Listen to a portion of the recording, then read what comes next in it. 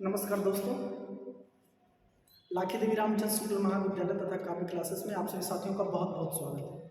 साथियों, मैं राजनीति विज्ञान के सेकंड सेमेस्टर के बच्चों का बीए सेकंड सेमेस्टर के बच्चों का यहाँ पर सिलेबस कवर करवा रहा हूँ। इसी क्रम में मैं अभी पहले लेसन पे पहुँचा हूँ और पहले लेसन का ये चौथा वीडियो है। तो कह रहा है कि राजनीति विज्ञान का क्षेत्र क्या है, उसकी परिभाषा क्या है, उसका स्वरूप क्या है। तो हमने अब तक यही पढ़ा कि राजनीति विज्ञान का जो क्षेत्र है वो राजनीति विज्ञान राज्य तक सीमित रहता है, वो सिर्फ राज्य का अध्ययन करता है। कुछ विचारक कहते नहीं, राजनीति विज्ञान सरकार का अध्ययन करता है, सरकार तक सीमित रहता है। तो ये परंपरागत रूप से जो राजनीति विज्ञान की परिभाषा के बारे में, उसकी विचारधारा के बारे में जो राजनीति विज्ञान के विचारकों की जो धारणा थी वो यही थी।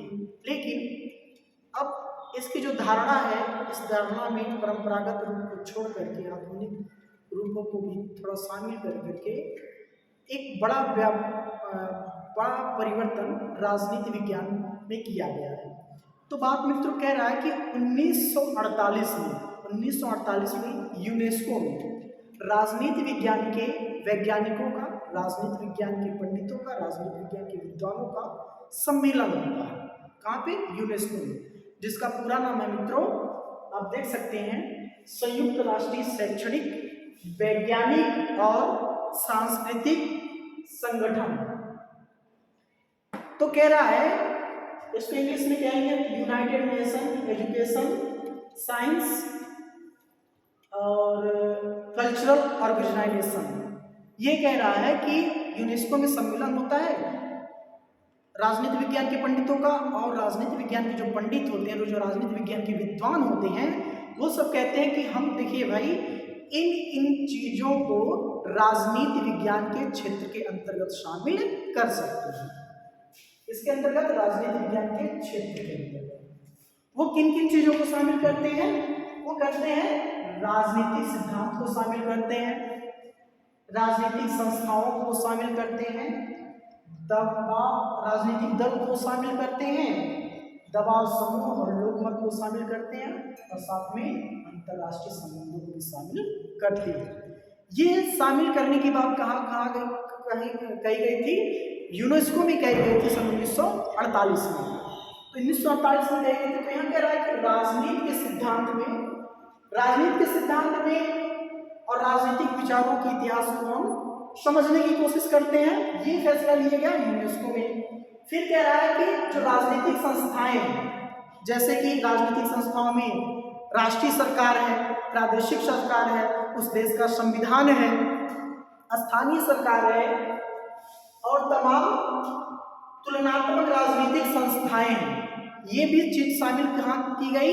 यूनेस्को में शामिल की गई कि हम राजनीति विज्ञान के क्षेत्र में इस बात को हम सम्मिलित करेंगे। फिर तीसरा में कहा गया कि हम राजनीति विज्ञान में किसको शामिल करेंगे? राजनीतिक दलों को शामिल करेंगे। बिना राजनीतिक दलों को शामिल करने से राजनीति विज्ञान का मतलब नहीं निकलेगा। राजनीतिक दल को भी शामिल करना पड़ेगा।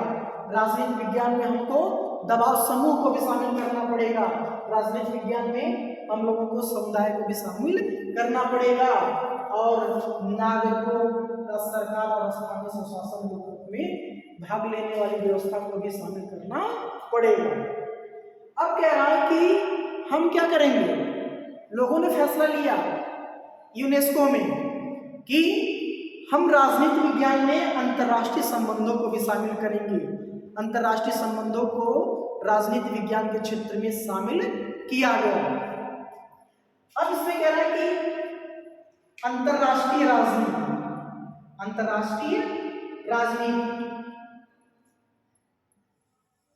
राजनीति विज्ञान के क्षेत्र में हम शामिल करेंगे। हम अंतर्राष्ट्रीय विधि को भी शामिल करेंगे, यानी कि अंतर्राष्ट्रीय कानून को भी हम राजनीति विज्ञान में शामिल करेंगे। हम अंतर्राष्ट्रीय संगठनों को भी क्या करेंगे? राजनीति विज्ञान के क्षेत्र में शामिल करेंगे, और अंतर्राष्ट्रीय प्रशासन को भी हम राजनीति विज्ञान के क्षेत्र में शामिल करेंगे। तो मित्रों, जो यूनेस्को में फैसला लिया गया राजनीति विज्ञान के विद्वानों द्वारा, ये जो निम्नलिखित बिंदु आपके सामने वीडियो में दिखाई दे रहे हैं, स्क्रीन पर दिखाई दे रहे हैं, वह ये बताता है कि हम वर्तमान समय में, इस युग में, जहां पर हम एक राष्ट्रीय क्षेत्र से निकल करके हम अंतर्राष्ट्रीय जगत में हम राजनीति विज्ञान के क्षेत्रों का अध्ययन करते हैं। मित्रों, ये आज का मेरा वीडियो था। वीडियो लंबा ना होने पाए इस बात का मैं विशेष ध्यान रखता हूँ। मिलते हैं फिर इस वीडियो के अगले भाग में। तब तक के लिए नमस्कार, जय हिंद।